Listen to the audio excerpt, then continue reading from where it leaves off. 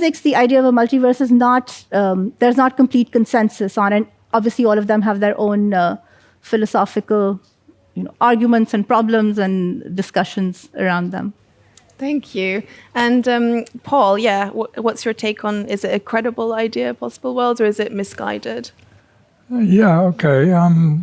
Well, I think, whether the existence of possible worlds is credible or not depends on what's meant by the term possible world.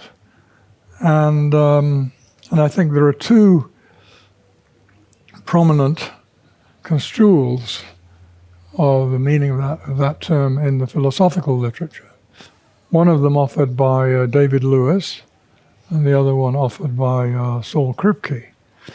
Now, the one offered by David Lewis, I think his view is really pretty metaphysically extreme, that all the different possible worlds are actually out there, concrete, physical systems, just as complicated as the actual world, but they're just not causally accessible to us, but they're somehow there.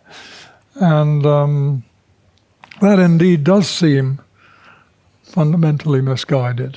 I mean, partly as mentioned in the intro, because what's the evidence for that? There seems to be not a shred of evidence for it.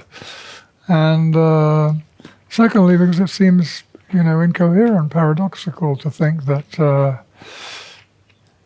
the universe, which is the word really for everything there is, also contains some other universes. It's sort of like a incoherent idea. So, but anyway, there is another account in the literature which actually sort of came before Lewis. This is given by Saul Kripke, and that doesn't strike me as problematic at all. He considered a possible world really to be not some kind of new world, really, but simply a possible world, a possible way for the world, the one world, to be. The world could have been this way, is this way, could have been somewhat different from the way it is. But he's only talking about the world and just observing that there are various possible ways it could have been. It isn't actually that way. They're not actually that way. Now, it's beautiful. I highly recommend reading this stuff of his in his book, Naming and Necessity. But he had a simple illustration of this idea. Suppose you throw a normal dice, a single one. I think one shouldn't say dice, one should say that's the plural. The die is anyway, I'm going to say a normal dice, 6 sides. Okay, and suppose it lands 5 up. You've got on the 6 sides there's the numbers 1, 2, 3, 4, 5, 6 written on it. And you throw it and it comes up 6 facing upwards. That's what actually happened. Okay? But what could have happened instead is that it landed, 1 up or 2 up or 3 up or 4 up or 6 up.